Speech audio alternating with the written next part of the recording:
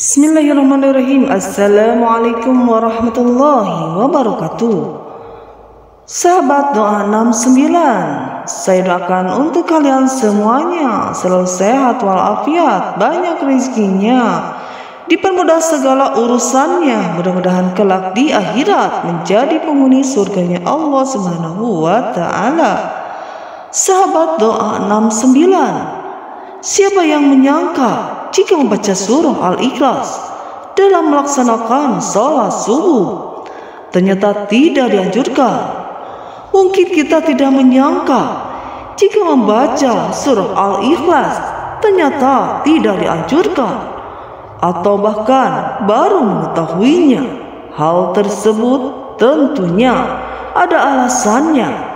Untuk mengetahui alasannya mengapa membaca surah Al-Ikhlas tidak dianjurkan, ada baiknya jika Anda menyimak channel ini, memahami video ini hingga akhir. Seperti diketahui bahwa salat subuh memiliki nilai ibadah yang tinggi dalam syariat Islam. Bahkan Rasulullah SAW mendoakan langsung umatnya yang menunaikan salat subuh. Salat subuh pun disaksikan oleh para malaikat. Akan tetapi ada bacaan surah pendek, yaitu surah Al-Ikhlas, yang tidak dianjurkan untuk dibaca. Lantas apa alasannya surah Al-Ikhlas tidak dianjurkan dibaca dalam salat subuh?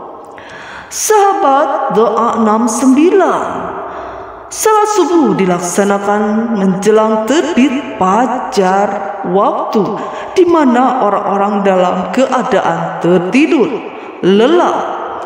Salat subuh dilaksanakan menjelang terbitnya fajar, waktu di mana orang-orang dalam keadaan tertidur lelap. Betapa banyak kaum muslimin yang lalai dalam mengerjakan salat subuh. Mereka lebih memilih melanjutkan tidurnya daripada bangun untuk melaksanakan salat. Karena itu Rasulullah SAW mengkhususkan salat subuh yang mulia dengan keistimewaan tunggal, memiliki sifat-sifat tertentu yang tidak ada pada salat lainnya. Betapa istimewanya salat subuh, bahkan sampai Rasulullah SAW mendoakannya. Hal ini sebagaimana disebutkan dalam sebuah hadis. Rasulullah SAW bersabda, "Ya Allah, berikanlah umatku selama mereka senang bangun subuh." Hadis riwayat Tirmizi. Apabila Rasulullah SAW yang berdoa, maka tidak ada perantara secara jasa. Dia di antara Rasulullah SAW dengan Allah Subhanahu wa Ta'ala. Dalam hadis dijelaskan bahwa orang yang melaksanakan salat subuh berada dalam jaminannya. Rasulullah SAW bersabda, siapa yang menunaikan salat subuh, maka ia berada dalam jaminan Allah Subhanahu wa Ta'ala. Maka jangan kamu mencari jaminan Allah Subhanahu wa Ta'ala dengan sesuatu selain dari salat, yang pada saat kamu mendapatkannya justru kamu tergelincir ke dalam api neraka. Hadis riwayat Muslim. Apabila Allah Subhanahu wa Ta'ala yang memberikan jaminan, mungkin gagal manusia sulit menjangkau dan menebak di antara janjinya. Dan bagi hambanya yang taat menunaikan ibadah salat subuh, maka kelak di surga akan melihat Allah Subhanahu wa Ta'ala.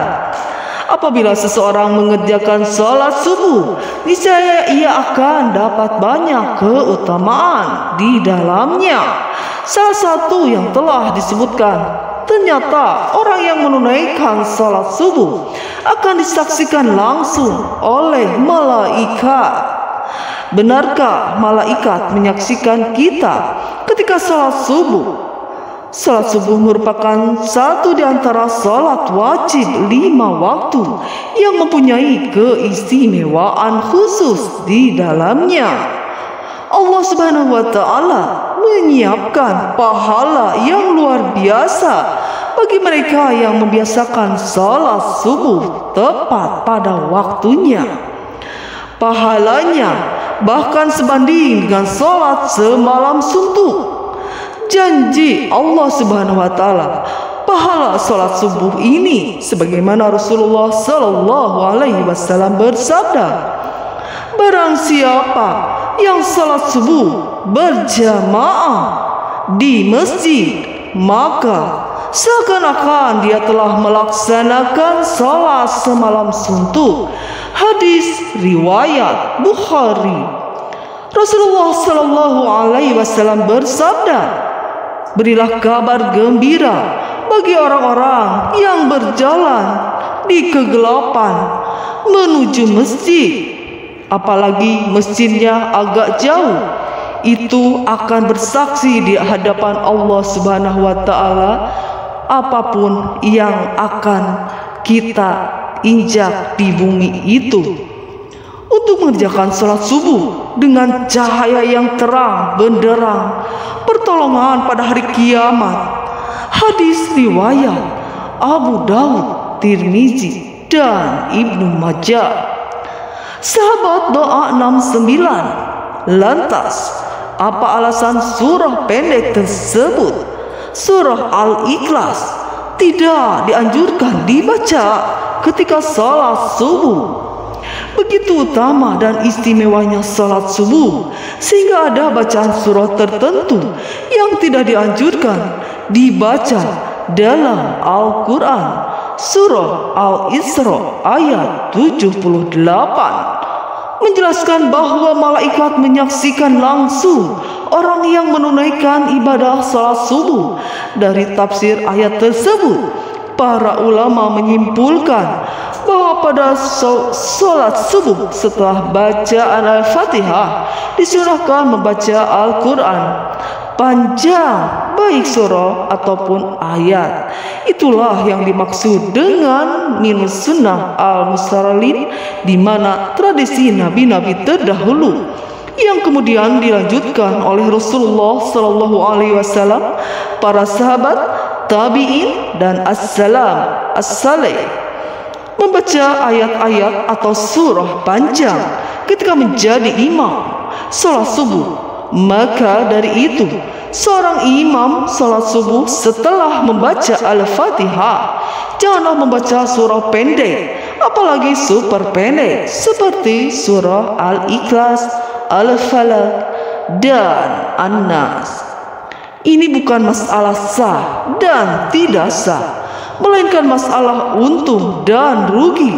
Mereka rasa sudah pasti sah, tapi rugi karena disaksikan banyak malaikat. Maka tentu sangat disayangkan sekali jika hanya ayat pendek yang dibaca.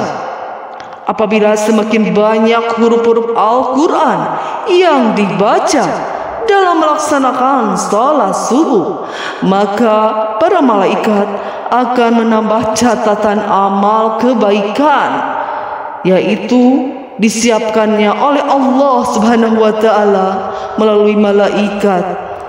Rasulullah Shallallahu Alaihi Wasallam juga seringkali menunjukkan contoh-contoh bacaan salat subuh yang menandakan syarat akan makna tertentu. Pada beberapa riwayat, Rasulullah Shallallahu Alaihi Wasallam disebutkan sering membaca surah Qaf, juga bisa membaca surah Ar-Rum. Sahabat beriman, demikian itulah keistimewaan salat subuh yang dianjurkan membaca surah Al-Ikhlas dalam salat subuh. Seharusnya tidak ada lagi yang menghalangi kita untuk meninggalkan selimut dan mengakhiri tidur kita untuk melakukan salat subuh. Bahkan menunaikan ibadah salat subuh ini menjadi bagian yang begitu besar dibanding dunia dan seisinya. Sahabat Doa 69, mudah-mudahan kita semuanya bisa istiqomah di dalam melaksanakan suatu kewajiban, yaitu salat subuh. Dan mudah-mudahan kita semuanya istiqomah di dalam melaksanakan salat subuh berjamaah di masjid. Dan itulah keistimewaan salat subuh yang langsung disaksikan oleh para malaikat Allah Subhanahu wa Ta'ala. Amin amin Allahumma amin. Walau alam bisawab. Wassalamualaikum warahmatullahi wabarakatuh.